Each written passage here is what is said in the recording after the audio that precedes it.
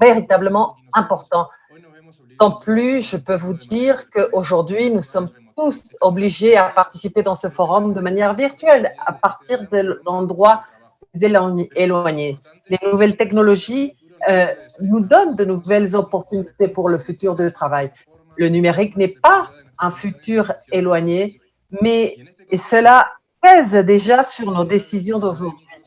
Dans ce sens, les experts, les universitaires, les acteurs de l'économie sociale et solidaire du monde entier, nous retrouvons tous sur cette plateforme mondiale virtuelle pour parler du développement social, inclusif et durable. Pour ceux qui nous accompagnent aujourd'hui, sachez que nous avons une traduction simultanée. La plénière sera disponible en espagnol, français et anglais. Pour cela, nous avons sur l'écran les différentes manières d'accéder. Nous pouvons le faire depuis l'ordinateur ou depuis le téléphone. Si vous êtes sur un ordinateur, dans la partie du bas, vous trouverez un icône du globe terrestre.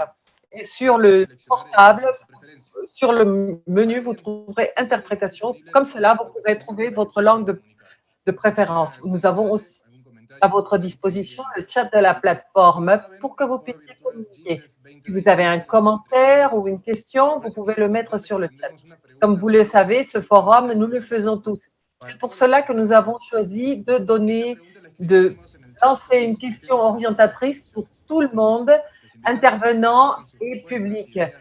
Nous mettrons cela sur le chat aussi et nous vous invitons à mettre toutes vos contributions sur le chat. Mais vous pouvez aussi nous suivre à travers d'autres voies. Il y a une transmission en direct. Nous avons le site web www.gcf2021.org. Vous trouverez la transmission en direct dans les 3 langues. Nous vous invitons à utiliser le hashtag GCF2021 dans tous les réseaux sociaux. C'est très important pour le suivi. Donc, soyez tous les bienvenus dans le cadre de ce forum social mondial GCF. Nous convoquons les acteurs de l'économie sociale et solidaire du monde entier pour partager toutes vos idées innovatrices pour parvenir à un développement inclusif et durable. C'est un honneur de vous avoir parmi nous. Nous souhaitons la bienvenue au secrétariat du GCF de la ville de Mexico. Le gouvernement de Mexico, à travers l'Institut national d'économie sociale, et bienvenue aussi au comité de direction du GCF. Nous voulons vous remercier pour l'organisation de ce forum social GCF. Et nous voulons remercier 2 partenaires importants, les caisses d'épargne et la fondation Sparkas.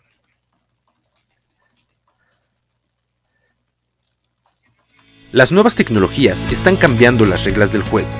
La humanidad experimenta cambios sin precedentes y grandes desafíos en el mundo del trabajo. La digitalización está brindando nuevas oportunidades a partir del surgimiento de nuevas ocupaciones laborales. No obstante, las brechas son amplias. El acceso y uso de las tecnologías de la información y comunicación no es universal. Hay personas excluidas de los beneficios de la era digital y otras más con el temor de verse sustituidas por el avance tecnológico. Es un llamado para que los diversos actores involucrados sumen esfuerzos y convoquen a asumir responsabilidades para generar condiciones de trabajo justas y equitativas, para un mundo mejor en transformación.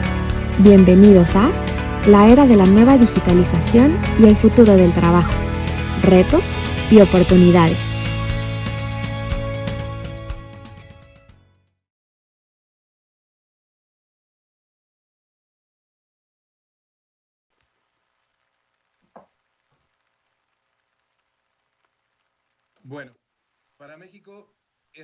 Eh bien, pour le Mexique, c'est un grand honneur de vous avoir avec nous, ne serait-ce que de manière virtuelle. Et je vais céder la parole à Marisol Fernández Alonso, notre modératrice, directrice du Monde de Piété, qui représente non seulement une organisation très engagée au niveau social, mais qui a en plus une belle trajectoire. Elle a été consultante Elle a représenté au Mexique le gouvernement de Madrid et différentes entités publiques et privées étrangères. Elle a été experte dans l'Union européenne du projet ELA pour rapprocher les liens avec l'Amérique latine.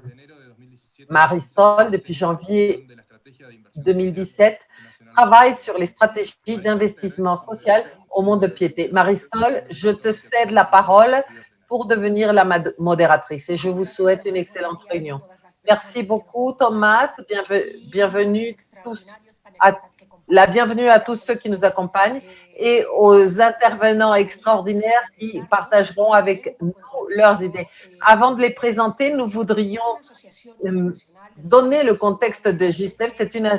C'est une association internationale des gouvernements et de la société civile, tous les acteurs engagés avec l'économie sociale et solidaire comme un moyen de permettre un développement inclusif et durable. La GISEF encourage diverses formes d'économie sociale, y compris les entreprises sociales, les coopératives, les fondations, les mutuelles et les groupes d'aide qui donnent la priorité aux personnes par-dessus les bénéfices. Nous croyons que tout commence au niveau local à partir de partenariats entre la société civile et les secteurs publics et privés. Nous avons en Corée 2 coprésidents du gouvernement local, représentés par le maire de la ville de Séoul et un représentant des réseaux de la société civile. En juin 2020, la GISEF réunit 75 membres des 5 continents provenant de 36 pays différents, avec 26 gouvernements locaux et de nombreux acteurs de l'économie sociale et solidaire. En 2021, nous sommes honorés c'est un honneur de dire que la ville de Mexico sera le premier siège de GISEF pour la première fois en Amérique latine. En 2020, et étant donné les circonstances auxquelles nous devons faire face, le forum global doit être réalisé de manière globale. Et les diverses régions du monde discuteront sur l'économie sociale et solidaire et des thèmes d'importance dans notre contexte actuel. Avec un thème aussi important que celui qu'a déjà présenté Thomas, il est un plaisir pour moi de présenter les personnes qui nous accompagnent aujourd'hui et de vous expliquer quelle est la dynamique que nous aurons. Les personnes qui nous accompagnent aujourd'hui sont Soledad Aragon Martínez, qui est la secrétaire du travail et le développement de l'emploi de la ville du Mexique. Elle a consacré sa vie à l'étude du travail. Elle est chercheuse dans des centres d'études. Elle est formatrice de cadres dans des organisations syndicales et elle est conseillère pour des organismes internationaux et des instances du gouvernement. Sois la bienvenue, Soledad, et merci pour ton temps. Notre deuxième panéliste est Oyane Aguirregoite, qui fait partie du comité de participation citoyenne et relations internationales de la ville de Bilbao. Bienvenue. Notre troisième panéliste est Baudouin Colas. Il est directeur général du TELES, ou l'APES. Il est reconnu internationalement pour son engagement auprès de la promotion de l'économie sociale et la solidarité dans le monde, et tout particulièrement en Afrique. Par invitation du département d'affaires économiques et sociaux des Nations Unies, il a participé activement dans un atelier international sur le rôle des coopératives pour l'atteinte des objectifs de développement durable. Sois le bienvenu, Baudouin. Notre prochaine invitée, c'est Audrey Tang, ministre du numérique. Audrey est reconnue pour son travail dans les langages numériques et pour la reconstruction des feuilles de calcul en ligne F-Calc en collaboration avec Dan Brickley. Bienvenue, Audrey. Notre panéliste suivant est Enrique Peñaranda. Il est leader du projet de numérisation de la Fondation Farcash. Il a étudié à l'Université Pierre Mendès France. Il a un master en gestion de risques internationaux et un autre master de l'Université de Lyon. Sois le bienvenu, Enrique. Et nous avons aussi avec nous Béatrice Alain, qui est directrice exécutive et secrétaire du Conseil des chantiers de l'économie sociale et coprésidente de TIES, une organisation qui s'occupe de l'innovation sociale, de l'économie sociale qui contribue au développement territorial au Québec. Elle est aussi secrétaire du Conseil de chantier de l'économie, un fonds pour les entreprises d'économie sociale. Je suis honorée de partager ce panel avec des invités si distingués.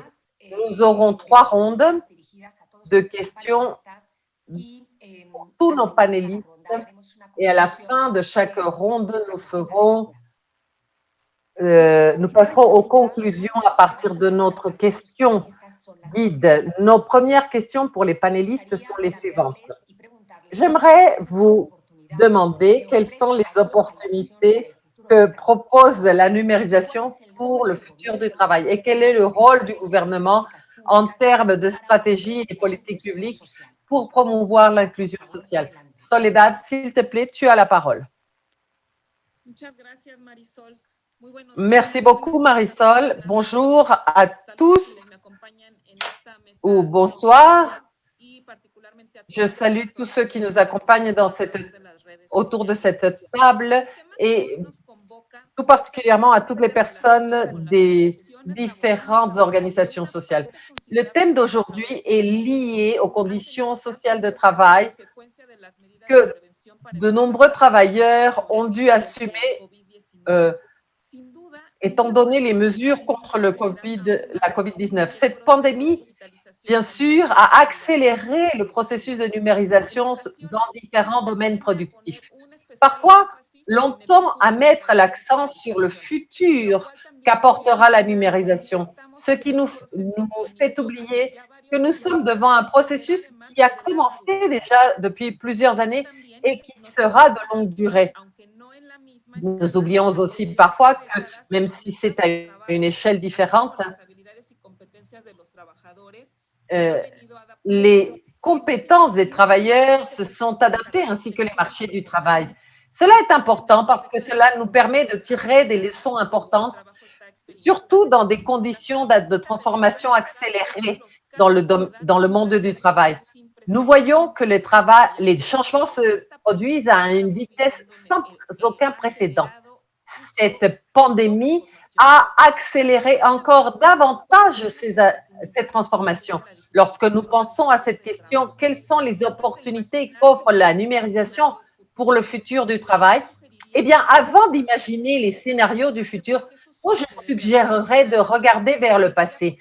C'est important parce qu'il est fréquent que parfois, dans certaines analyses, l'on aille vers des positions extrêmes et l'on parle d'une destruction totale du travail ou au contraire, que l'on tombe dans un optimisme tel que l'on croit que la numérisation résoudra tous les problèmes. Donc, qu'est-ce qui s'est passé avant même l'arrivée d'Internet? En 1977, on a installé le premier distributeur de Citigroup à New York. Et à cette époque-là, on disait que les banques allaient disparaître, que des milliers de postes de travail allaient disparaître. Aujourd'hui, nous savons pourtant que les banques n'ont pas disparu et que les distributeurs automatiques n'ont pas remplacé tous les guichets de banque. En même temps que des milliers d'usagers ont bénéficié de l'automatisation des distributeurs, parce que, par exemple, cela a permis de rapprocher des communautés éloignées des services bancaires. L'on a même créé des emplois directs et indirects. Le travail actuel, à court et à long terme, peut être bénéficié par la numérisation. En premier lieu, et il y a quelque chose que la pandémie a accéléré, c'est les possibilités qu'offre le télétravail. Au-delà de thèmes dont on doit s'occuper, comme la régulation du travail, les charges de travail au foyer, l'équilibre entre la vie privée et la vie du travail, au-delà de ça, nous avons pu constater que de nombreuses activités… elle a fermé son micro.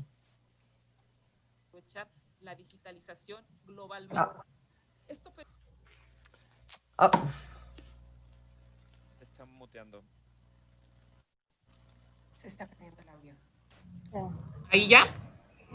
Vous m'entendez? Ceci permettra qu'une fois dépassée la pandémie, les bureaux du gouvernement mettent en place des systèmes qui combinent le travail présentiel et le télétravail, ce qui éliminera, par exemple, des temps de transport des travailleurs. Cela permettra de diminuer l'utilisation de combustible, le temps destiné au travail, etc. Les technologies numériques ont aussi amélioré les possibilités de formation. Ce qu'a dit l'organisation mondiale, ce qu'on a dit sur le futur du travail, c'est qu'il est nécessaire que les travailleurs aient accès à un apprentissage permanent. C'est fondamental pour que les personnes puissent profiter des nouvelles technologies et des nouvelles opportunités de travail qui apparaissent, mais aussi pour que les travailleurs soient eux-mêmes acteurs du changement et non seulement des acteurs passifs sans agenda soumis au changement du marché du travail. La numérisation démocratise certaines procédures. Des milliers de personnes autour du monde commencent à innover et à entreprendre de nouveaux projets à travers l'auto-emploi, des entreprises sociales et solidaires, les opportunités que fournit l'Internet, les réseaux sociaux et les applications des téléphones portables ont permis l'apparition de nombreux business avec peu d'investissement et sans la nécessité d'avoir de grandes centrales de production. Je pourrais continuer à parler des opportunités que tout cela a apportées, mais je voudrais dire que les défis sont aussi importants lorsque l'on pense à ces transformations technologiques qui ont un impact négatif sur la vie de millions de travailleurs. Et cela a une relation avec votre deuxième question qui porte sur ce que les gouvernements doivent faire pour tirer un meilleur profit de la numérisation. Donc, je pense que la première chose que doivent comprendre les gouvernements, c'est que dans la société, tout le monde n'est pas pareil devant la numérisation. Tout le monde n'a pas les mêmes conditions, les mêmes connaissances et les mêmes habiletés. On a des accès différenciés aux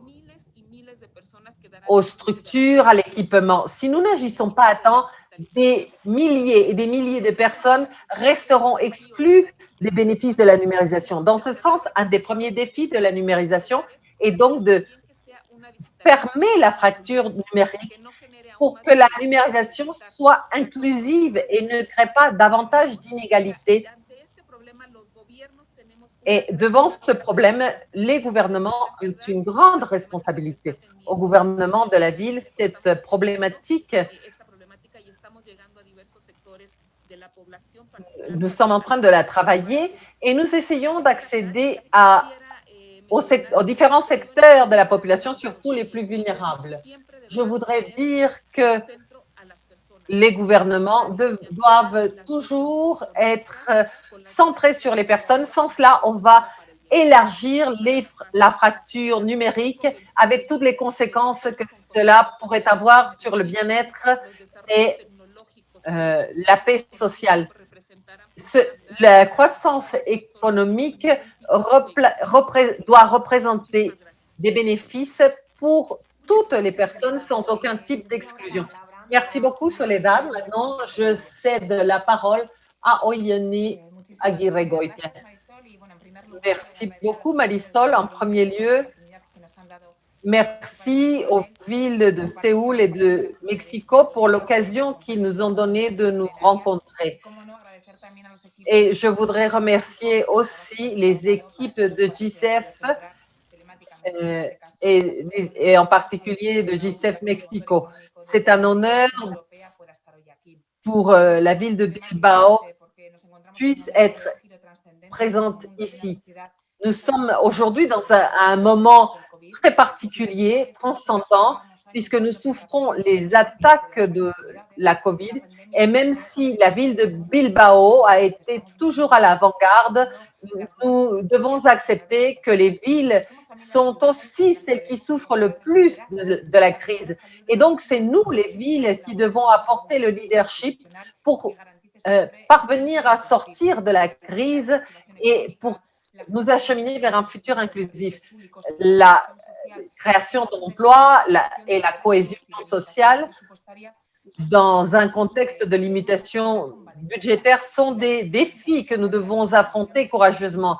Et la numérisation et la transformation numérique sont des processus qui doivent être présents dans chacune de nos actions, mais d'une manière raisonnable, durable et respectueuse envers les personnes devant des nécessités qui changent chaque jour. Dans notre cas, nous parlons d'une gouvernance urbaine qui est à la technologie en tant que moteur, mais nous devons toujours continuer à penser à la société, à l'environnement, etc. Dans ce sens, nous pouvons dire que la numérisation pourra accélérer et améliorer nos processus de travail. Par exemple, il y a des tâches répétitives qui sont facilitées grâce à l'automatisation. Nous pouvons mieux profiter des différents talents. Nous pouvons travailler davantage à la collaboration au lieu des concurrences. Nous pouvons avoir des services 24/7. Nous avons aussi des fenêtres numériques efficientes. Si nous voulons être à la hauteur de cette technologie 4.0 dont on parle tant, et dans le domaine du travail, nous devons être intelligents, mixtes, hybrides, parce qu'on parle d'un futur où le virtuel et le présentiel seront mélangés, combinés. Donc, nous devons avoir des modèles de travail mixtes, puisque nous aurons des humains et des machines intelligentes. Et nous avons aussi une génération Z dont on parle depuis longtemps, qui nous dit qu'ils sont motivés plus par la responsabilité sociale et l'impact de leur travail que le salaire, lorsqu'ils ont certaines nécessités de base qui sont déjà satisfaites. Donc, dans ce cadre d'opportunités fournies par la numérisation, il est important aussi de considérer l'effet que la COVID-19 a, dans ce cas, dans son adoption et dans sa mise en place, puisqu'elle l'accélère et l'approfondit. Et dans ce sens, et pour donner un exemple de ce que nous avons vécu récemment à Bilbao, nous avons le télétravail. Dans la mairie de Bilbao, pendant le confinement, nous avons formé plus de 500 personnes pour qu'elles puissent travailler depuis leur maison, dans ce cas, dans des conditions de sécurité, aussi bien sécurité informatique que physique, puisque c'était cela qui était nécessaire. Cela peut paraître peu, mais c'est vrai qu'avant le confinement, la situation était totalement différente. Nous avons dû accélérer les transformations organisationnelles. Les organisations qui ont dû traverser tout un processus. Et je rejoins la personne qui a parlé avant moi, Soledad Aragon. Il y a bien sûr des personnes qui vont perdre leur poste de travail. Et depuis Bilbao, on se rend compte qu'il y a aussi des opportunités avec le leadership nécessaire. Nous pouvons bénéficier des nouveaux postes de travail parce qu'on va créer des postes de travail. Mais de la même manière qu'on a des opportunités, il y a aussi des défis puisqu'il faut que tout ceci se fasse de manière inclusive et sans créer des brèches. Merci beaucoup, Oyane. Je cède à présent la parole à Baudouin, s'il vous plaît. Merci beaucoup pour la présentation depuis Oyane. Je m'appelle Baudouin. Muchas gracias. Yo me llamo Baudouin. Je suis le directeur de ressources sociales au Togo. Je tiens particulièrement à vous dire un grand merci pour l'invitation. Également, félicitations pour la communication pour cet événement. Je vais parler d'un document assez fourni pour le partager avec vous, comme l'a fait Mme Soledad depuis Yann. Mais je préfère vous partager nos expériences. C'est que nous vivons, que nous traversons actuellement en Afrique. Je souhaitais dire un grand coucou à un qui soit actuellement en ligne, qui pourrait une question dans le chat.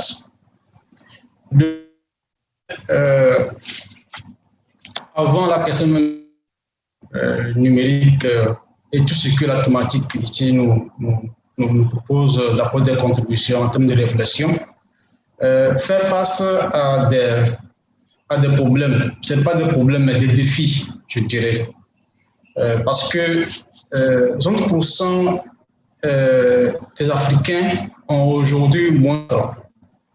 C'est un continent qui est très jeune. Et d'ici 2050, 35% dans le monde seront africains. Déjà, la question de les insérer dans le tissu économique. Comme vous le savez, le continent africain et pas mal de pays en voie de développement ont des problèmes d'immigration.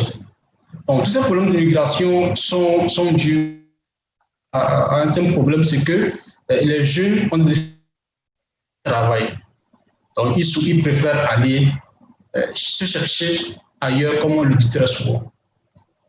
Aujourd'hui, le numérique apparaît pour l'Afrique comme une opportunité, une grande opportunité d'ailleurs. Je pense que c'est un des continents qui doit être vraiment très fier. Pourquoi? Quand je ici mon pays, le Togo, j'ai quand même l'honneur de travailler au sein de la Coalition nationale pour l'emploi des jeunes. Donc, c'est une structure également qui accompagne le gouvernement togolais dans les réflexions stratégiques sur la création d'emplois au Togo. Nous avons fait quelques expériences l'année, par exemple, lorsque nous avons organisé des événements ou des activités en présentiel. L'activité sur la population ou particulièrement sur la quête de l'emploi, cet impact n'était pas tellement si élevé. Cette année, grâce à la Covid, ou je dirais grâce à quelque chose de malheur aussi est bon, nous avons opté pour le numérique. Et le numérique nous a permis d'impacter 150 000 jeunes togolais et aujourd'hui d'avoir une base de données de 6 000 jeunes que nous nous engageons à accompagner à partir de l'année prochaine avec des programmes concrets. Je le dis parce que pour l'Afrique, le numérique nous population qui est à l'intérieur du pays. Parce que ce n'est pas tellement évident. Toutes les opportunités se retrouvent en ville. Tout ce qui est question d'emploi, de la formation se retrouve en ville. Et les populations urbaines dont les activités occupent 60% de collèges n'ont pas accès à l'information. Mais grâce au numérique aujourd'hui, pas dans tous les villages togolais, je dirais, là je serais très dans l'information parvient quand même aux qui sont en province. Et l'information, alors, de bouche en bouche. Donc, on se dit que le numérique est une opportunité pour nous. Si je me base sur cette espérance, le numérique est une opportunité pour nous. Mais maintenant, je reviens un peu sur la question qu'a posée la modératrice. Qu'est-ce que le gouvernement fait pour permettre à toutes les couches d'avoir accès au numérique? Et ça, c'est régulièrement dans nos activités. Parce que lorsque nous prenons par exemple les jeunes qui sont en ville, ils ont des smartphones, une bonne couverture Internet, même si quelquefois il y a des problèmes, des problèmes de connexion, nous pensons qu'il faudrait que le gouvernement fasse des efforts pour améliorer l'infrastructure numérique et atteindre les différentes zones du pays. Et pour ce faire, il n'y a que le lobbying, il n'y a que des plaidoyers à faire. Il n'y a que des plaidoyers à faire. Quand je prends le cas du Togo, par exemple, le dé qui a eu le 14 octobre passé, la digitalisation de tous les services publics du pays. Ils sont en train d'être prises pour pouvoir rendre accessible dans tous les contrées du pays.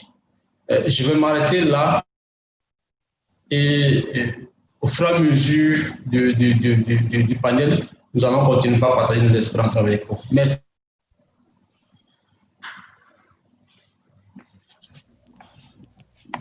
Muchas gracias, Baudouin. Merci Baudouin. Je donne à présent la parole à Audrey.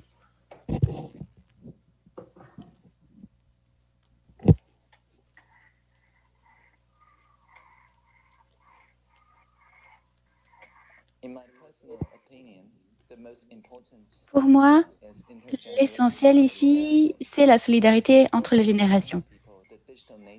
Les plus jeunes comprennent l'idée de la connexion mondiale et de la collaboration mondiale, mais les plus âgés ont plus de mal à comprendre que ces idées, ces nouvelles idées sont faisables et sont compatibles aux normes sociales, qu'elles ne sont pas contradictoires avec ces normes. À Taïwan, nous avons donc cette idée du mentorat inversé. Les plus jeunes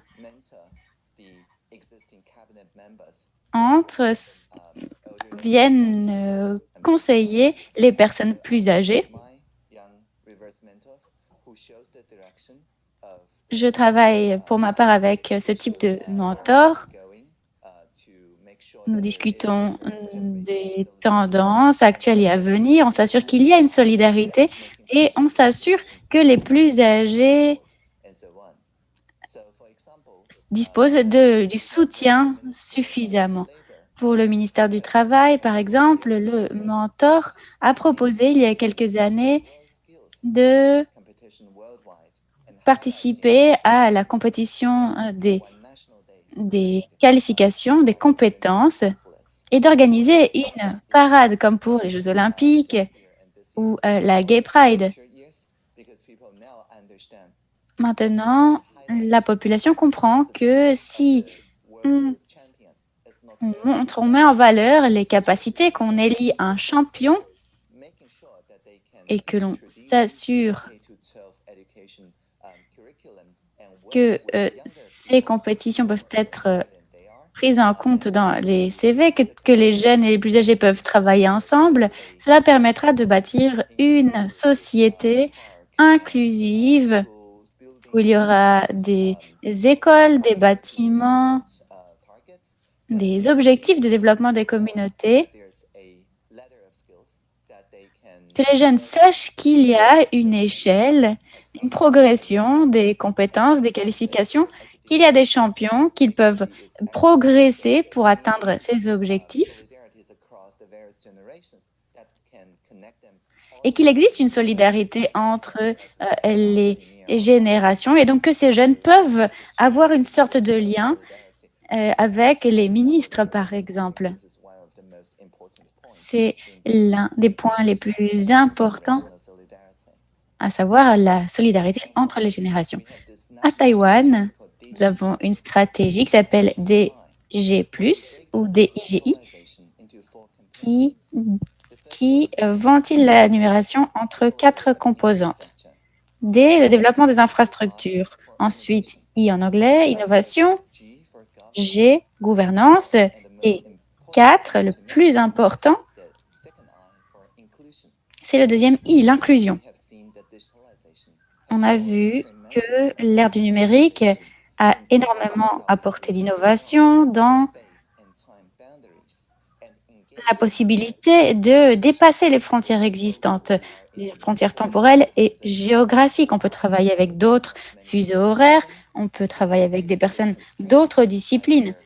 Les limites qui existaient auparavant, liées au handicap, par exemple, peuvent être surmontées grâce aux technologies et intégrées dans une économie plus vaste. Il s'agit donc des opportunités, des occasions à saisir. Les algorithmes, le code, les réglementations, donc le code des réglementations, mais aussi les codes des machines, les algorithmes, ce sont tous ces éléments qui réglementent, qui régulent et régissent nos relations. Nous avons vraiment besoin de tenir compte de deux choses. D'abord, cette plateforme numérique pour l'avenir du travail doit être compatible avec le travail des travailleurs. Et ensuite, est-ce que les travailleurs peuvent prendre leur avenir en main et peuvent utiliser les plateformes pour en prendre le contrôle et tirer profit des possibilités de communication offertes par Internet. Internet nous fournit en effet ce type de liberté. S'il y a des protocoles Internet qui ne nous plaisent pas, on peut opter pour un autre protocole. Donc, sur Internet,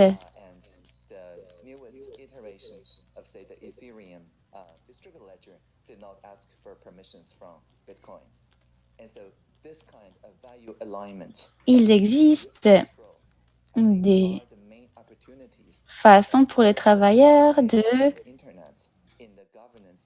choisir les modalités Internet qu'ils veulent utiliser, et donc on peut influer sur l'avenir du travail de cette manière.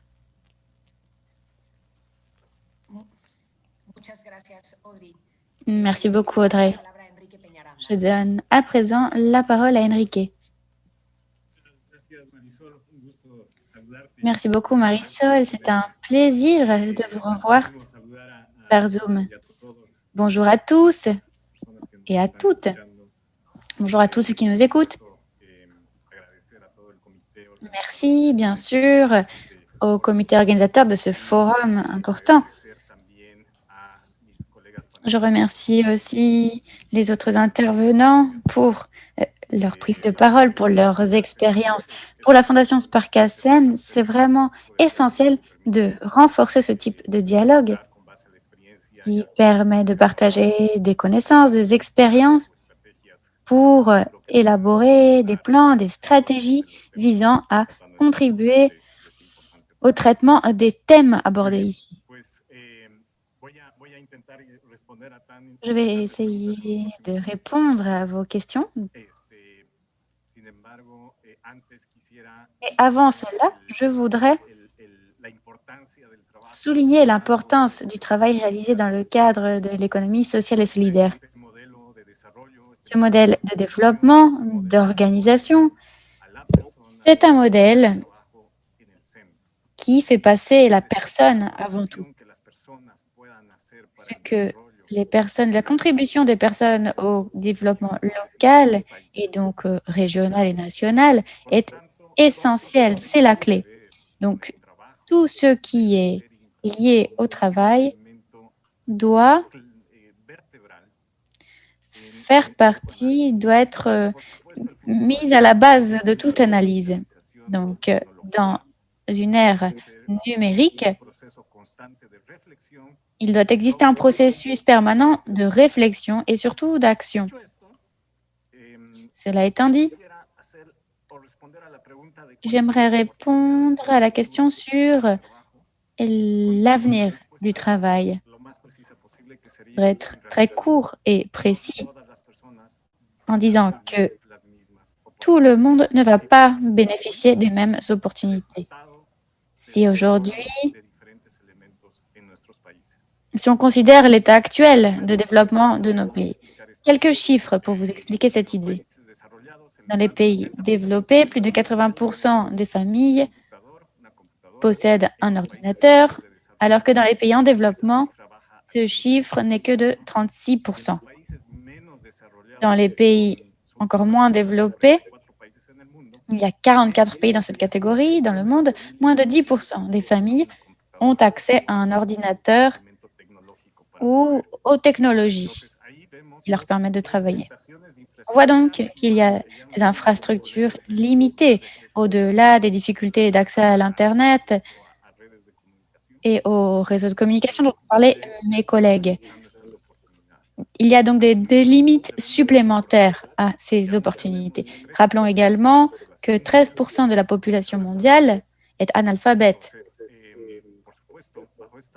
Donc, bien sûr, ces chiffres nous montrent qu'il faut travailler de façon très coordonnée pour permettre à ces populations de bénéficier de l'ère numérique. Je ne voudrais pas vous donner un diagnostic négatif. Au contraire, nous sommes fermement convaincus des opportunités qu'offre l'ère du numérique. Tout va dépendre de la planification qui va être mise en œuvre, du degré de planification qui va être mis en œuvre pour en cueillir les fruits. Dans ce cadre de planification, il faut penser à beaucoup d'éléments différents. Je vais me limiter à 5 éléments. D'abord, l'éducation ou la formation des personnes. Ensuite, le renforcement de l'innovation. Ensuite, la mise en place des infrastructures nécessaires.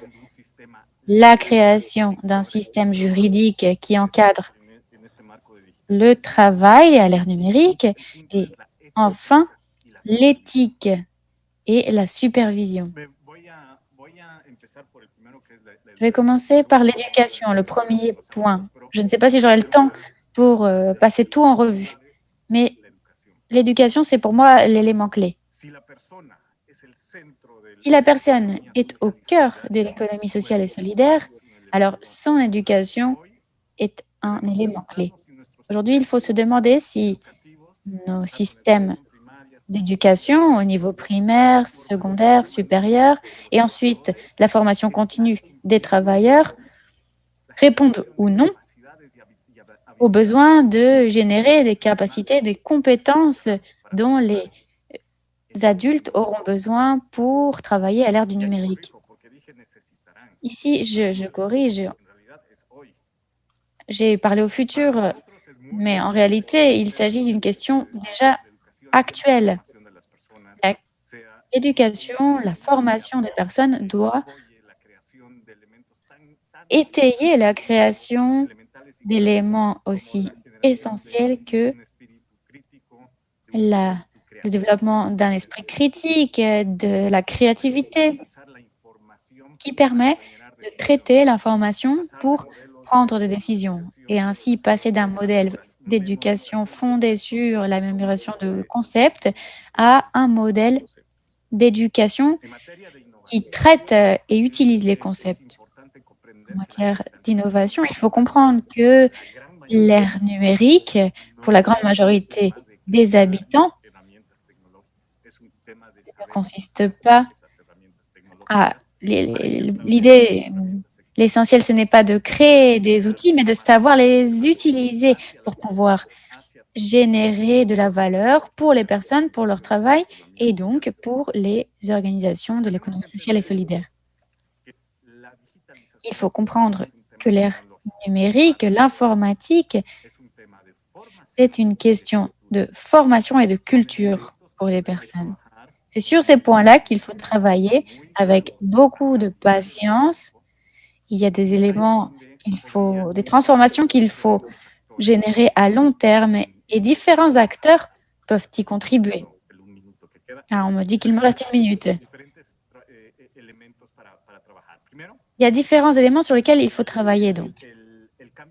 D'abord, il faut générer un changement de culture, un changement dans l'éducation, et ce n'est pas la personne qui peut le faire. Aujourd'hui, l'informatique offre beaucoup de moyens de formation, mais le travail doit... Mais ces éléments doivent être réglementés. L'innovation pourrait donc, de cette manière, être canalisée et fournir le cadre d'une société favorable, propice à l'innovation. Enfin, il est important d'adapter constamment le système juridique pour défendre les droits des travailleurs et réglementer le travail entre pairs. La déontologie, l'éthique, pour nous, c'est essentiel dans ce système d'éducation.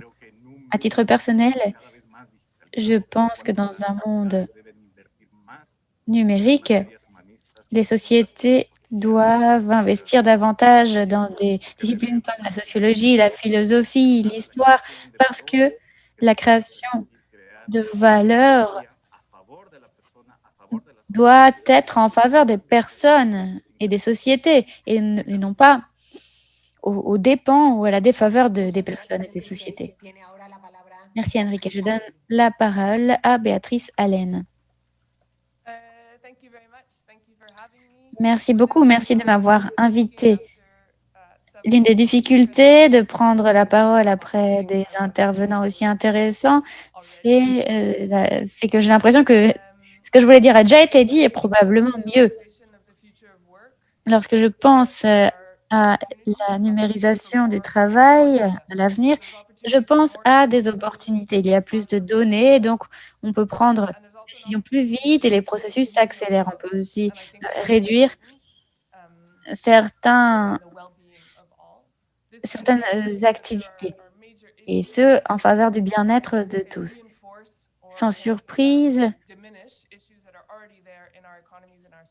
certains problèmes existants peuvent être atténués, notamment les inégalités entre les individus, mais aussi entre les pays. La question de l'appartenance de ces technologies, qui cueille les fruits de ces technologies, qui possède les capacités de développement des technologies et donc qui récolte les fruits de ces technologies. Les gouvernements doivent donc réfléchir à la possession de ces technologies, mais donc aussi à l'utilisation des données. Beaucoup sont générés par des services publics. Comment donner accès à ces données pour permettre la recherche, mais d'une façon qui soit respectueuse de la vie privée, mais qui redistribue aussi les avantages à toute la population. Il faut aussi réfléchir à comment commercialiser la recherche. Au Canada, au Québec, la recherche est subventionnée, mais la plupart des bénéfices sont privatisés. Donc, c'est encore une question ici de bien commun. Pour revenir à ce que je disais auparavant, il faut réfléchir à tout cela. Au Canada, il faut réfléchir aux citoyens canadiens, mais il faut aussi réfléchir depuis une perspective mondiale, parce qu'il y a une polarisation des progrès technologiques et de leurs impacts. Quand on dispose d'une quantité croissante des données, on ne peut pas automatiser toutes les activités. Il faut réfléchir aux biais, à la partialité, aux impacts qui peuvent être plus forts d'un côté ou de l'autre. Les gouvernements doivent se demander, interroger sur les conditions d'utilisation des données. Il faut réfléchir aux conséquences des décisions qui sont prises dans les processus de numérisation, comment discuter, comment se pencher sur les différents biais. Il faut aussi accorder une attention particulière aux inégalités. Les femmes qui doivent travailler depuis chez elles maintenant ont une double ou une triple responsabilité. Elles doivent travailler, s'occuper de leurs proches. Aux États-Unis, on voit aussi que les communautés les plus défavorisées, par exemple les communautés noires, sont handicapées ou pénalisées par les données qui partent du principe qu'ils ont une culpabilité supérieure ou ce type de biais. Il est donc essentiel d'intégrer les acteurs du terrain. L'économie sociale mobilise depuis longtemps les acteurs du terrain pour répondre à leurs propres besoins. Ce sont des personnes qui ont un savoir-faire, non seulement de ce qui se passe sur le terrain, mais aussi pour mobiliser différents types de parties prenantes. Ils doivent donc être aux tables des négociations lorsqu'il s'agit de développer les technologies, de mettre à profit, exploiter ces technologies, réfléchir à leur impact, aux objectifs que l'on veut atteindre. Ces personnes doivent être présentes à la table des négociations pour réfléchir aux problèmes, mais aussi pour gouverner, pour participer à la mise en œuvre des processus. Enfin, la connectivité à Internet est une question centrale au Québec. Nous sommes en théorie un lieu très développé, mais il y a certains endroits au Québec où il n'y a pas d'accès à Internet.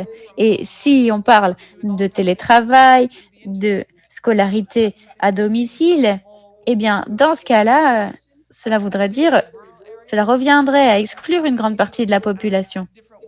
Il faut donc se demander comment répondre, comment régler ce problème. Au Québec, il y a différents modèles, notamment encouragés par les municipalités, pour permettre de fournir cet accès à Internet. Il faut aussi des formations pour réduire la fracture numérique. Les personnes les plus âgées ont plus de difficultés à se tenir au courant et les personnes qui ont une formation aussi assez étroite ou bien qui ont des problèmes de lecture et d'écriture. Si c'est les personnes qui ont été formées, non pas pour réfléchir, mais pour absorber et mémoriser, ces personnes doivent être prises en compte et doivent être formées à cette nouvelle ère du numérique. Merci Béatrice. Merci pour ces réflexions. C'est la fin de cette première série de questions. Donc, on voit donc que l'ère du numérique offre de grandes opportunités liées à la démocratisation de l'accès à l'éducation et à la formation. Mais en parallèle, on voit qu'il y a de grands défis à relever parce que la fracture, les inégalités peuvent se creuser si on n'accorde pas suffisamment d'attention aux communautés qui ne peuvent pas accéder aussi facilement aux technologies. On a aussi parlé du besoin de développer les infrastructures, les innovations et de mettre en place une gouvernance adéquate pour que l'ère du numérique soit durable, inclusive, qui mette les personnes au cœur de l'économie. Nos intervenants ont également appelé à réfléchir aux valeurs, à l'éthique qui doivent régir l'ère du numérique, mais il faut aussi réfléchir à l'importance de la solidarité entre les générations. Réfléchissons également à l'éducation actuelle. Est-ce que les systèmes en place répondent aux besoins pour opérer une transition vers une ère du numérique inclusive? On va à présent passer à la deuxième série de questions. Mais avant cela, je vous rappelle que vous pouvez suivre la transmission en direct sur le site de JCEF. Si vous voulez partager cet événement sur les réseaux sociaux, vous pouvez également utiliser le hashtag JCEF 2021 et le nom de notre forum. El poder de la comunidad, etc. Le nom de cet événement en espagnol. Nous sommes écoutés par plus de 400 internautes et nous allons passer à la question suivante. Chacun des intervenants aura 2 minutes pour répondre. La question est la suivante. Quelles sont les bonnes pratiques de l'économie sociale et solidaire dans la création et la conservation d'emplois décents dans un contexte d'ère numérique?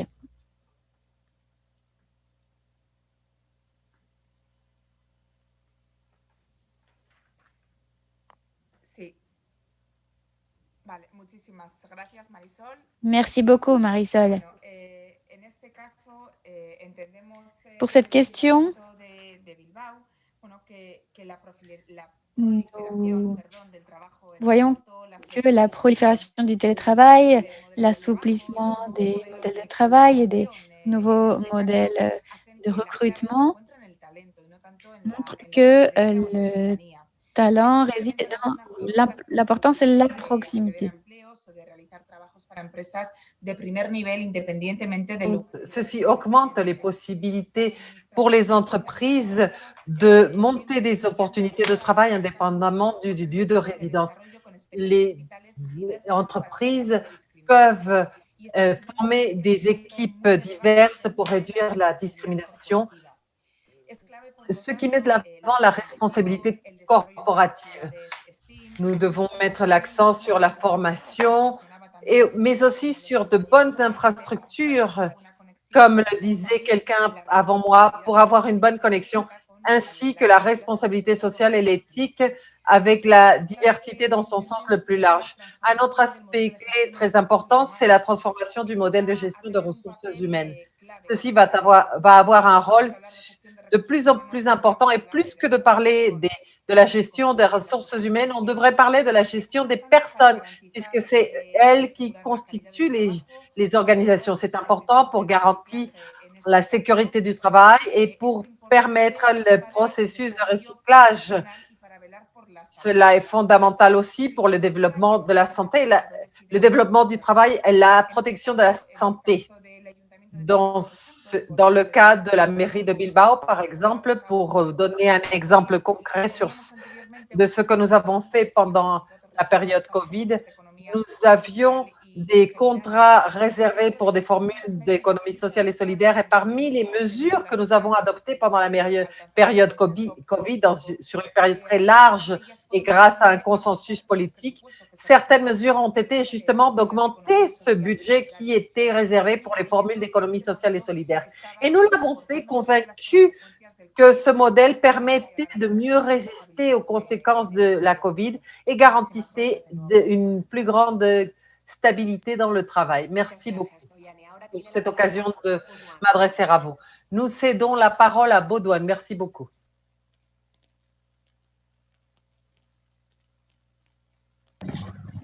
Merci beaucoup pour l'opportunité. Bon, à mon niveau, je pense que les acteurs de l'économie solidaire doivent changer de stratégie. Nous devons plus être aller au niveau de la décision. C'est un modèle fort intéressant, mais nous ne pouvons pas changer grand-chose si nous n'avons pas d'acteurs de l'économie solidaire au sein des instances. Ça, c'est vraiment un constat partant de mes expériences que nous pouvons influencer, que nous pouvons être des partenaires privilégiés d'un gouvernement africain, quand c'est mon cas ici. Sinon, nous allons demeurer des acteurs de déclaration qui déclarent, qui réclament, mais du point de vue des actions, on serait très limité. Je souhaite voir l'économie solidaire être proche des collectivités locales, être au niveau local, dans les instances de décision, ou tout au moins avec les collectivités locales, pour qu'on puisse apporter le changement. Ça, c'est vraiment, bon, on peut c'est la meilleure des stratégies, c'est la meilleure des approches que moi je peux partager avec vous.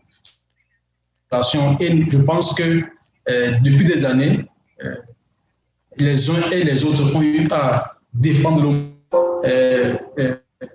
mais il faut des acteurs de changement. Et pour cela, aller au niveau des décisions, l'orientation des budgets, et là, on peut faire ceci, il est important de faire ceci, orienter les financements vers ici. Et c'est ça qui apporte le changement que nous réclamons tous depuis des années. Merci beaucoup. Et puis, bon, je pense que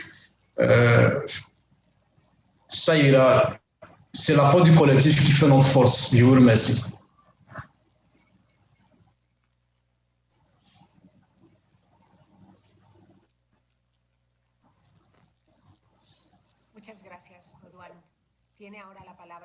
Merci beaucoup, Baudouin. Nous cédons maintenant la parole à Courtitang. I think the good practice À Audrey beyond Tang, the pardon, à Audrey Tang. Je pense que les bonnes pratiques, au-delà de la liberté de travail et de l'alignement de valeurs, une partie très importante, c'est que tous les membres de la communauté qui participent de la gouvernance s'assurent d'être vraiment des acteurs impliqués. Nous avons vu sur différentes plateformes qu'il y a une grande participation transparente, mais parfois les conditions de participation sont tellement élevées, il faut avoir une formation tellement poussée qu'il n'y a que 5 ou 7 personnes qui peuvent participer. Et rares sont ceux qui peuvent vraiment participer sur la plateforme. Si on analyse, par exemple, ce qui se passe au niveau des droits d'auteur, etc., nous pouvons nous rendre compte que parfois, on complique les choses pour les gens et de manière inutile sur les économies fondées sur des plateformes. Il faudrait changer les conditions pour que toutes les personnes impliquées puissent participer, même si elles n'ont pas toutes les formations, toutes les conditions requises actuellement. Par exemple, le système STORM que j'ai configuré pour mon bureau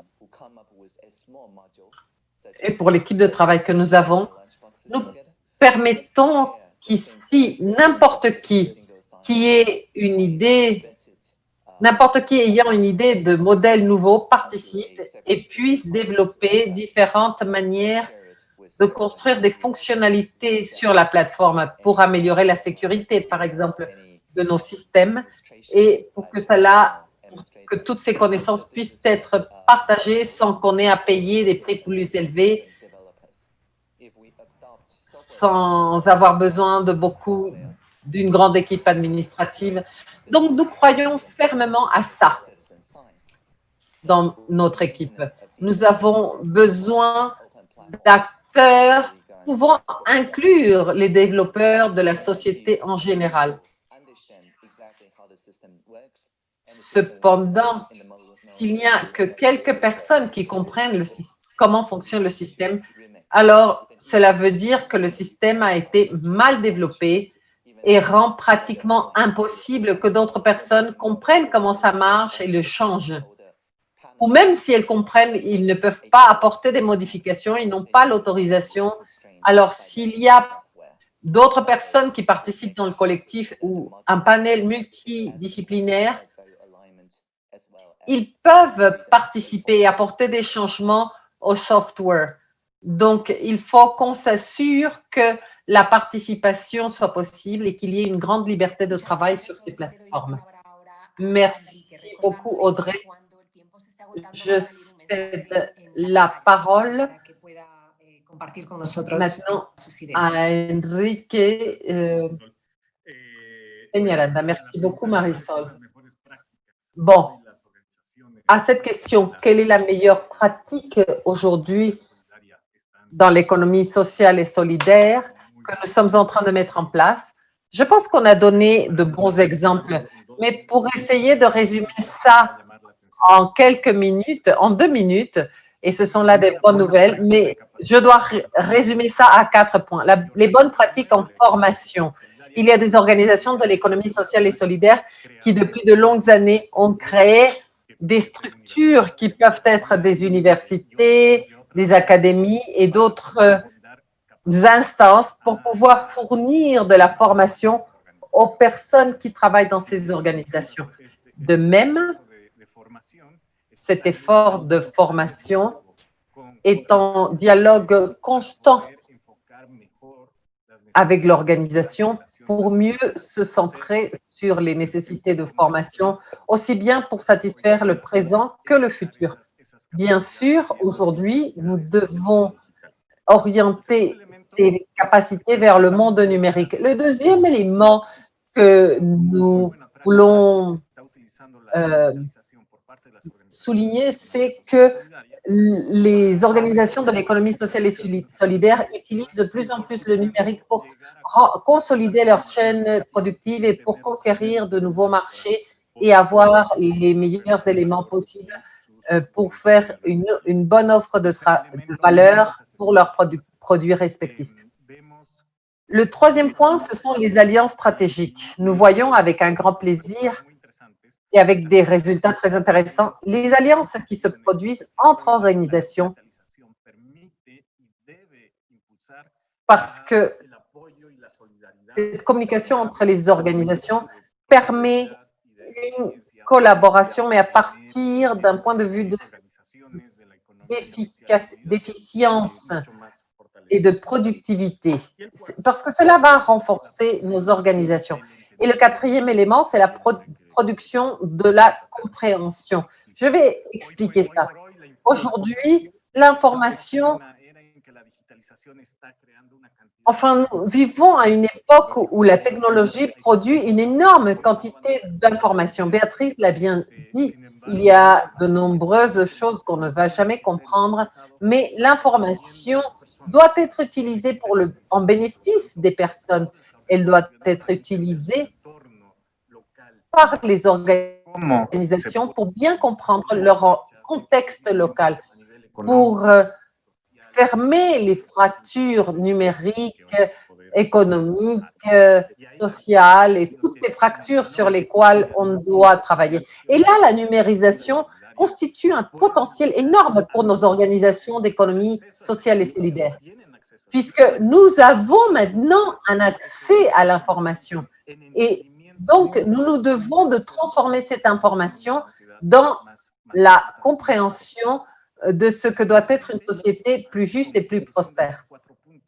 Finalement, la conclusion de ces 4 points est que la meilleure pratique, c'est la planification à long terme. Il n'est jamais trop tard pour commencer une planification concrète sur la manière dont les organisations doivent faire face aux défis de la numérisation. Dans ce cas, nous parlons du travail et je pense que nous devons inclure ces 4 points que j'ai mentionnés dans notre planification. Ça peut être très utile pour les organisations. Merci beaucoup, Enrique. Nous cédons maintenant la parole à Béatrice. Je pense que l'économie sociale a déjà beaucoup d'expérience pour combiner la viabilité financière avec l'inclusion sociale, avec de nombreuses ressources, etc. Nous intégrons aussi différents acteurs. Par exemple, dans ce domaine, nous avons ici une coopérative qui est en concurrence avec Uber, mais elle intègre les conducteurs et les usagers, puisqu'il s'agit d'une coopérative de multiples acteurs. Et cette coopérative qui fonctionne au Québec fait partie d'une plateforme plus large qui investit sur des améliorations technologiques, par exemple. Je pense que des modèles de ce type qui existent dans l'économie sociale depuis longtemps sont des modèles innovateurs, inclusifs et sont viables financièrement et très utiles dans cette époque-ci. Les améliorations numériques nous posent des défis. Comment faire pour que les grands projets en termes d'infrastructures, d'impact et de financement puissent avoir le financement nécessaire et puissent compter avec les connaissances technologiques nécessaires aussi bien au niveau du développement qu'au niveau des projets potentiels, c'est-à-dire les personnes des différentes communautés. Comment peuvent-elles comprendre à quoi on peut accéder et comment on peut accéder aux différents outils, aux subventions, etc. Les entreprises peuvent avoir des subventions du gouvernement. Les coopératives qui sont la base de l'organisation sociale devraient avoir accès à ce type de soutien financier. Donc, moi, je voulais mentionner 2 éléments. L'énorme expérience qu'a l'économie sociale d'intégrer des personnes qui sont très éloignées des grands secteurs économiques, mais qui peuvent prendre des décisions de manière conjointe, qui peuvent s'expliquer mutuellement les grands bénéfices, qui ont la possibilité d'intégrer les personnes. L'intégration est très importante parce que, comme cela, les personnes peuvent rentrer dans le marché du travail avec des conditions de travail décentes, acceptables. Nous avons eu aussi des expériences qui montrent que les gens peuvent travailler de manière conjointe, de manière innovatrice avec les ressources déjà disponibles. Je pense que donc nous pouvons profiter de tous les apprentissages de l'économie sociale pour mieux comprendre quelles sont ces nouvelles ressources qui sont à la disposition des communautés pour que les communautés puissent mieux en bénéficier. Et pour terminer, je dirais que si nous profitons de cette expérience de responsabilité et gestion collective, eh bien, nous avons une responsabilité importante. Ceci est un actif commercial qui nous appartient à nous tous et que nous devrions utiliser en notre bénéfice en faveur des priorités que la société déterminera elle-même à partir de ses propres nécessités. Il faut qu'il y ait des initiatives permettant qu'il y ait une plus grande confiance dans la transmission de données. Quelqu'un disait que la production de données devait se faire justement à partir des missions de coopératives. Oui, il faut qu'il y ait une co-responsabilité et une copropriété de données. Et cela pourrait permettre de créer de nouveaux médicaments, de nouveaux services. Et nous pourrions analyser le coût de l'impact social de cette mesure. Je pense que l'économie sociale est l'acteur social qui peut le faire, plus encore que le gouvernement ou que le secteur privé. Merci beaucoup. Merci beaucoup, Béatrice. Ce sont des réflexions très importantes, parmi lesquelles tu as mentionné de quelle manière les principes de l'économie sociale et solidaire sont les principes idéaux pour faire face, pour relever le défi de la numérisation de manière inclusive. On a mentionné aussi que les initiatives de l'économie sociale et solidaire ont montré qu'on pouvait réussir et créer de bonnes pratiques de numérisation. Et nous avons mentionné les défis importants dans le domaine des données. Ensuite, nous avons entendu dire que les modèles de l'économie sociale et solidaire sont les modèles qui étayent le mieux la gestion des ressources humaines face aux nouveaux défis que nous avons actuellement devant nous. Et ensuite, Oyan a dit que nous devons constituer un vrai facteur de changement et Baudouin dit que nous devons peser sur les décisions. Eh bien, chacun de nos panélistes va avoir maintenant 3 minutes pour répondre à la question suivante. Comment transformer le présent et contribuer à un meilleur avenir depuis l'économie sociale et solidaire? Et je cède la parole à Oyan.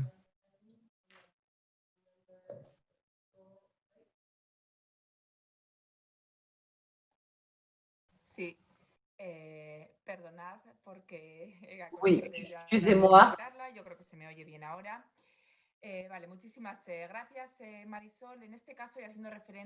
Merci beaucoup, Marisol. On nous demande comment changer le présent et le futur depuis l'économie sociale et solidaire.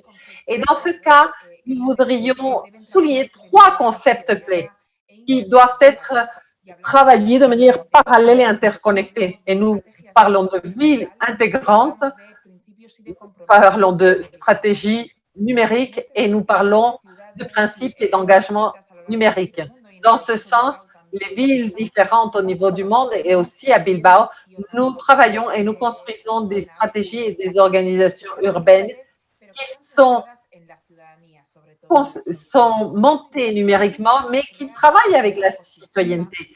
Nous travaillons fortement pour créer un écosystème en bénéfice de tous et toutes, tous les citoyens, fondé sur les technologies, sur les données, oui, mais le traitement et l'utilisation de ces données doit toujours permettre d'offrir des options pour fermer les fractures et pour veiller à une intégration effective dans la société. Nous avons toujours des défis tels que la croissance démographique, la concentration urbaine, le rajeunissement social, l'amélioration de la qualité des services publics et de durabilité.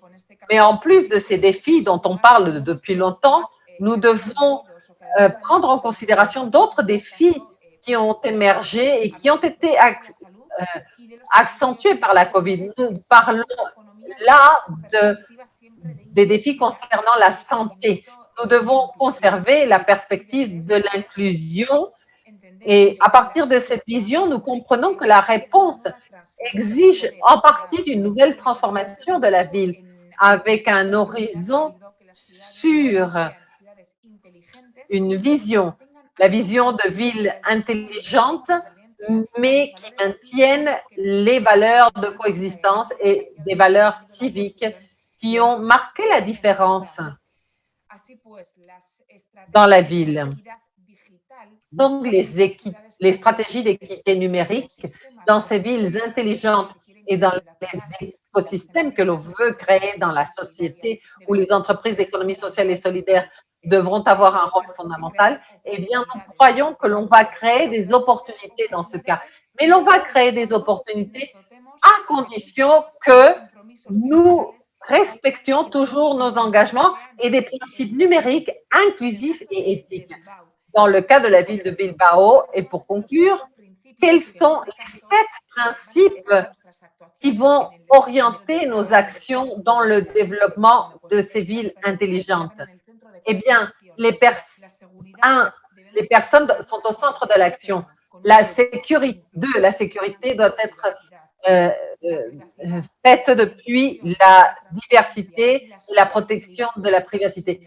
La durabilité et en el ámbito de la digitalización.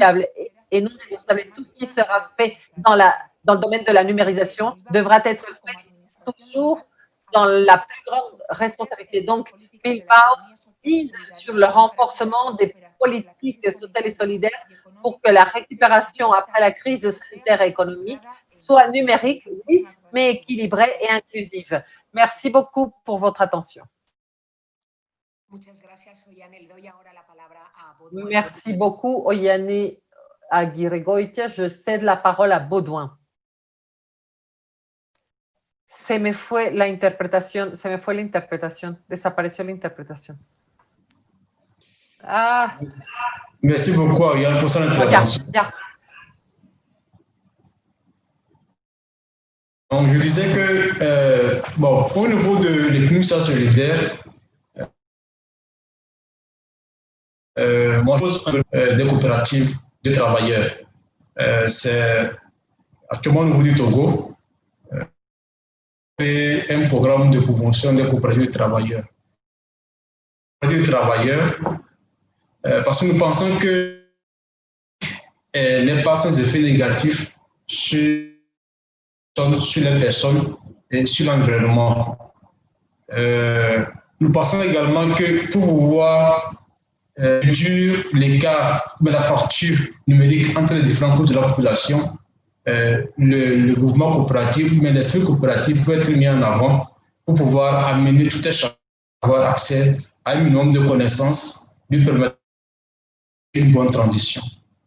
Bon, actuellement, il se développe également au niveau du mouvement coopératif international. Je parle de l'université Mondragon au niveau de l'Espagne, qui développe des formations sur des plateformes coopératives.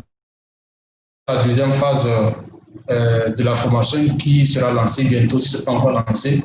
Donc, je pense que c'est cette approche-là qui peut d'apporter un plus de Je vous remercie.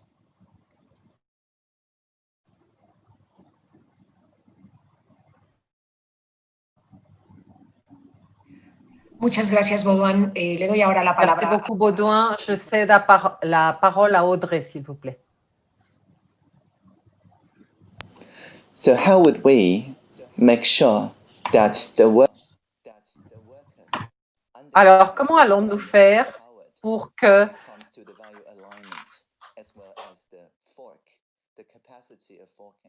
pour aligner les valeurs avec le travail et notre capacité de travailler de manière conjointe dans les plateformes de travail?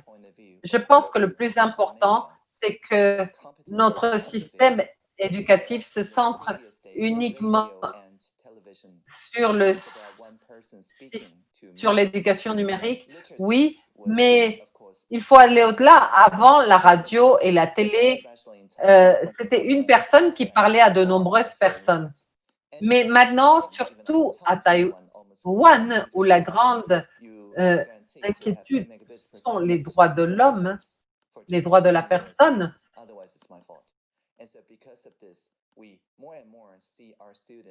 que se passe-t-il? On peut par exemple garantir la connectivité à des prix très bas, mais justement, nous voulons que nos futures générations puissent être des sources de données, des créateurs de données, de produits numériques. Donc, dans ce sens, nous voulons protéger l'intégrité du travail qui sera réalisé. Les jeunes peuvent être des créateurs de projets. Par exemple, lorsque l'on mesure la qualité de l'air avec des capteurs qui coûtent moins de 100 €, si on installe ça dans chaque école, cela permet aux étudiants d'analyser beaucoup de données. Et nous pouvons aussi comprendre comment faire le suivi des données au niveau collectif, comment on peut avoir des registres collectifs et comment garantir le respect de ce registre et la responsabilité pour toute l'information que l'on recueille. Il me semble que c'est là une grande opportunité, une excellente opportunité pour la société dans son ensemble pour parvenir à la durabilité et à l'avenir. Comment parvenir au développement communautaire? Nous devons savoir que nous pouvons tous participer avec un peu de temps. Nous pouvons contribuer avec des données, avec de différentes manières. Il ne s'agit pas de monter 3 bits chaque jour, 3 bytes chaque jour, mais il s'occupe, mais il faut toujours tenir en considération la bonne qualité de vie, mais aussi la bonne qualité des travaux produits. Merci beaucoup. Je cède la parole à Enrique, s'il vous plaît. Merci beaucoup, Marisol.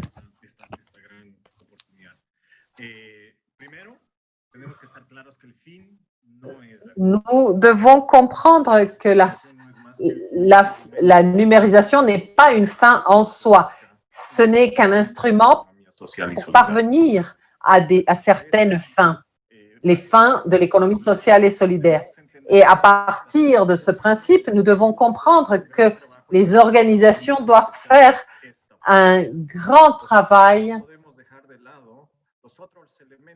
Bien sûr que nous ne pouvons pas laisser de côté les autres éléments qui ne dépendent pas des organisations de l'économie sociale et solidaire comme l'infrastructure, le cadre légal et d'autres éléments de financement qui qui sont travaillés dans les gouvernements. En plus, dans une crise comme celle de la COVID, les limitations budgétaires, surtout dans des pays en voie de développement, mais même dans les pays les plus avancés, sont inquiétantes.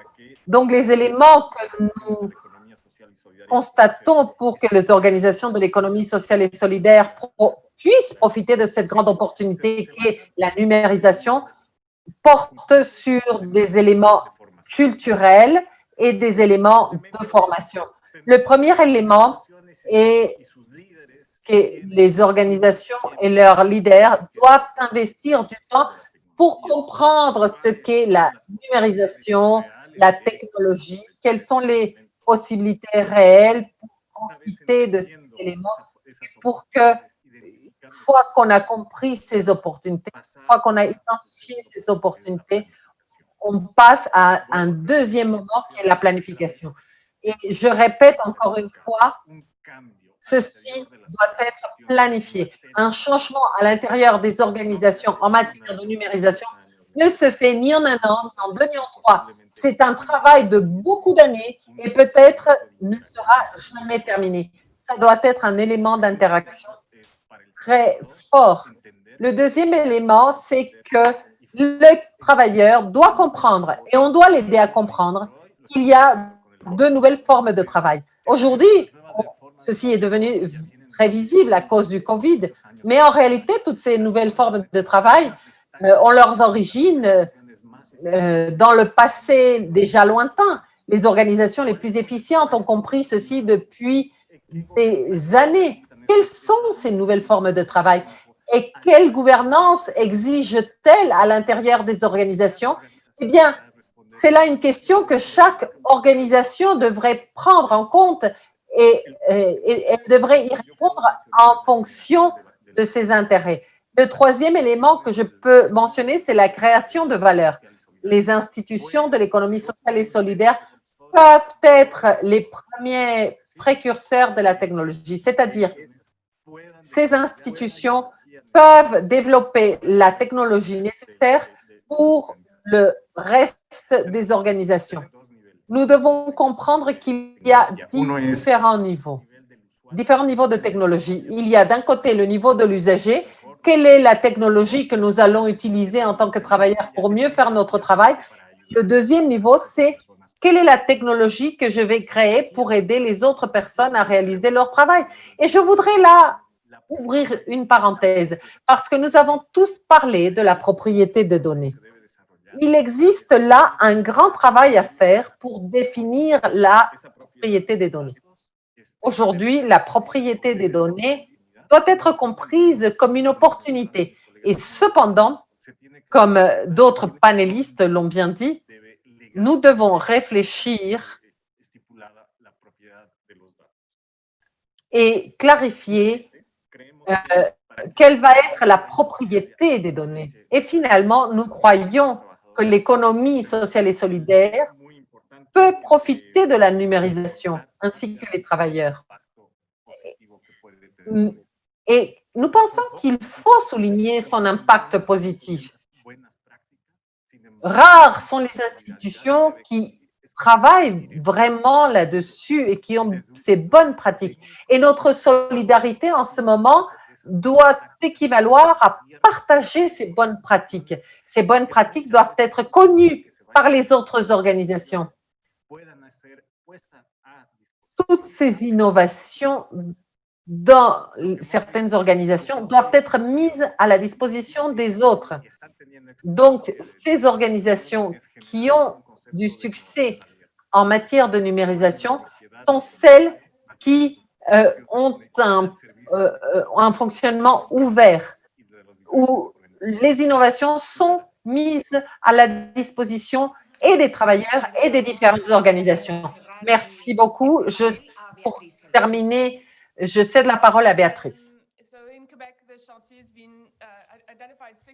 Au Québec, nous avons identifié 6 domaines dans lesquels l'économie sociale peut contribuer à la création d'un meilleur modèle alors que nous gérons la pandémie. Et comment en sortir? Les communautés, les gouvernements s'efforcent à gérer cette situation, à réfléchir à un avenir meilleur pour que chacun d'entre nous puisse saisir cette occasion de mieux faire. Il ne faut pas se tromper, il faut bien faire les choses. Il y a un certain consensus autour du fait que l'économie sociale a un rôle à jouer, mais avec quelles ressources, ça reste à déterminer. Il ne s'agit pas particulièrement de la transformation de la numérisation du travail, parce qu'il y a une dimension numérique, il y a beaucoup de questions à se poser, notamment en matière environnementale. Comment gérons-nous nos déchets? Il y a une composante numérique dans ce domaine qui permet aussi de mieux répartir les ressources. Dans le domaine de l'alimentation, cela permettrait également de redistribuer les aliments. Ensuite, dans le domaine du travail, les conditions de travail ont été mises en valeur par la pandémie. Certains emplois sont mieux considérés que d'autres. Les personnes qui s'occupent de personnes âgées, des personnes, des enfants sont sous-payées. Et c'est là, par exemple, un domaine dans lequel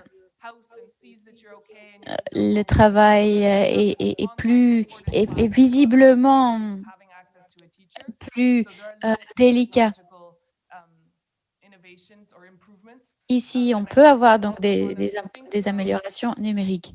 Nous devons donc réfléchir, repenser à nos conditions de travail et à l'impact de nos choix. Dans des domaines qui étaient déjà fragiles avant la crise et qui ont été dévastés par la crise, par exemple la culture, les loisirs, le journalisme. Alors, que faire comment relancer ces domaines? Ce n'est pas comme la restauration, un restaurant qui va réouvrir. Ensuite, on se demande à l'autonomie alimentaire. On réfléchit à l'autonomie alimentaire. L'économie sociale joue un rôle immense pour renforcer cette autonomie et assurer la sécurité alimentaire. Ensuite, la qualité de vie de certains habitants, notamment les personnes âgées, ça a été une question centrale.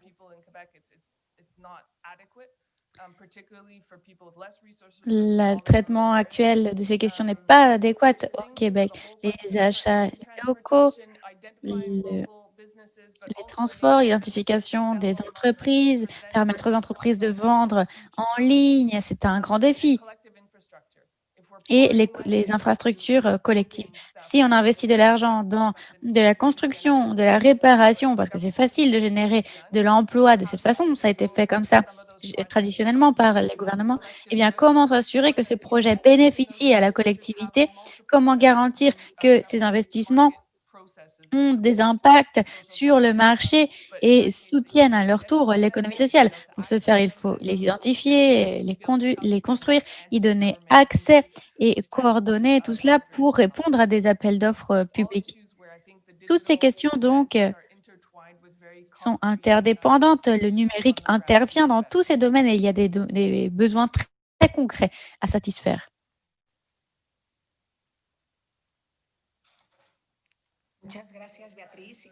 Merci beaucoup, Béatrice. Merci à tous nos panélistes. Notre temps vient à sa fin. Je voudrais simplement poser des questions, demander au public s'il a des questions pour les intervenants. Quelle est la stratégie d'inclusion des migrants à Bilbao? Quels seraient les mécanismes qui pourraient être utilisés pour créer des liens, tisser des liens entre les générations dans l'utilisation des technologies? Quel rôle jouent les programmes sociaux ou les interventions publiques pour dynamiser l'économie sociale et solidaire et quel est son impact réel sur la vie des personnes? S'agit-il simplement d'un moyen pour obtenir des ressources publiques? Comment faire face aux difficultés numériques? Y a-t-il des outils qui peuvent nous y aider? Il y a énormément d'autres questions sur Facebook. Comment classer l'utilisation, la valeur de l'utilisation des technologies, etc. Les intervenants pourront y répondre par la suite. Et nous n'avons plus de temps, malheureusement. Merci à ceux qui nous ont accompagnés. Je donne la parole à Thomas pour qu'il fasse la clôture de cette séance. Marisol, merci beaucoup. Félicitations pour ce panel, cette table ronde très intéressante. Le forum virtuel mondial n'existe que grâce à nous tous et nous avons lancé un appel à vidéo dans le cadre de ce forum. Nous avons invité toutes les personnes à rejoindre ce dialogue sur l'économie sociale et solidaire. Nous avons lancé cet appel à vidéo en anglais, en français et en anglais pour recevoir et diffuser des expériences sur les initiatives solidaires, les actions de l'économie sociale et solidaire et les expériences de différents pays du monde en matière d'économie sociale et solidaire. J'ai vu une question sur les bonnes pratiques. Une des vidéos que nous allons donc voir a été sélectionnée parce qu'elle pose cette question. C'est une question vraiment pertinente ici pour cette séance. Cette vidéo va nous parler d'un travail impressionnant du réseau d'économie sociale et solidaire. Elle va être en français. C'est le réseau d'initiative de l'économie sociale et solidaire. C'est le titre en français. Youssef va nous parler un peu de leur travail. Il va d'abord nous parler un peu de leur travail, ensuite on verra la vidéo. Youssef, vous avez la parole. Merci beaucoup. Je suis Youssef Elox, le président du réseau Esprit Initiative de l'économie sociale et solidaire au Maroc, donc particulièrement au sud du Maroc, à Goulmim. On est une équipe des jeunes. On a installé un réseau qui travaille dans le domaine de l'économie sociale, ça fait plus de 5 ans, et qui a pour la mission de la promotion de l'économie sociale et solidaire. La promotion à travers l'innovation sociale, à travers la mise en place des nouvelles plateformes pour accueillir des jeunes, pour proposer des axes ou bien des nouveaux projets dans la ville et dans la région. Et nous sommes en quelques années à la hauteur d'être parmi les meilleurs réseaux dans la région où nous sommes au Maroc.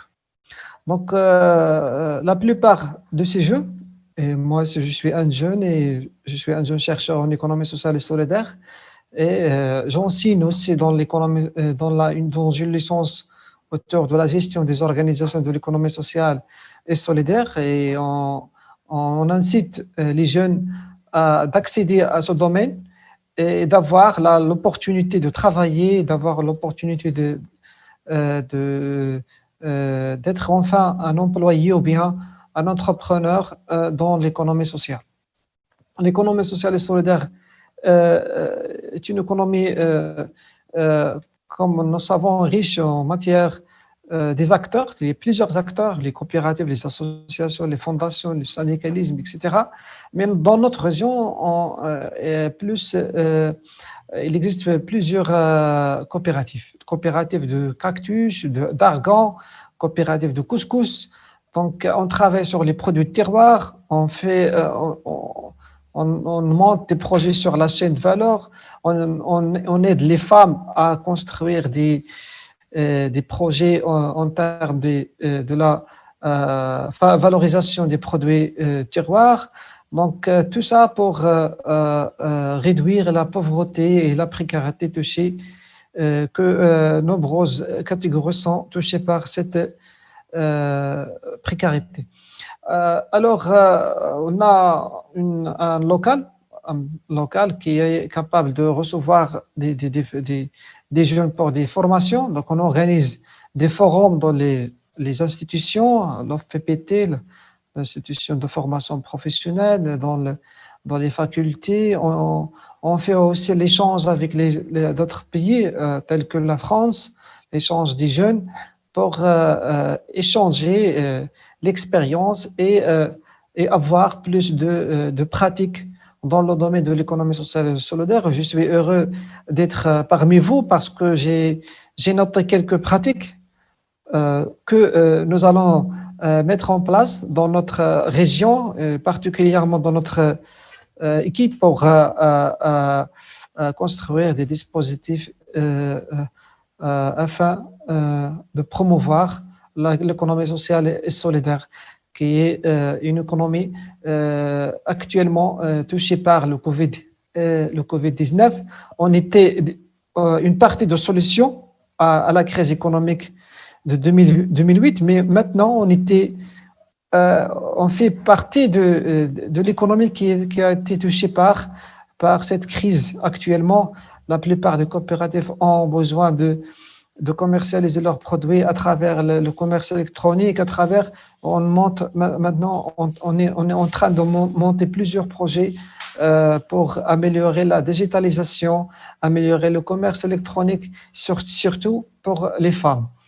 Et l'autonomisation des femmes au niveau économique et social. Je vous remercie beaucoup pour m'avoir donné cette opportunité de parler et de partager notre expérience avec vous.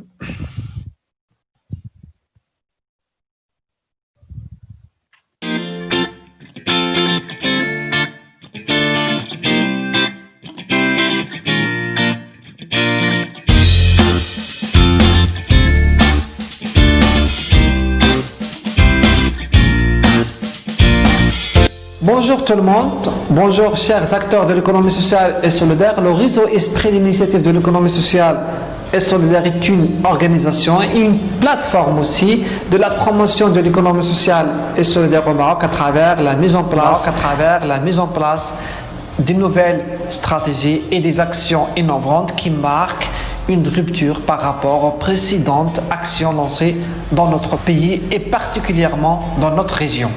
C'est dans cet esprit que nous avons organisé durant 5 ans d'activité plusieurs actions qui sont présentées comme suite: renforcement des capacités des acteurs de la société civile, du statut auto-entrepreneur pour intégrer les jeunes entrepreneurs dans l'économie formelle, l'organisation des formations autour de l'entrepreneuriat vert, accompagnement de jeunes entrepreneurs, renforcement de la représentativité des femmes, encadrement des marchands ambulants, la participation à l'organisation des rencontres nationales et internationales sur l'USS et l'organisation du premier forum régional sur le thème l'USS au service de l'emploi.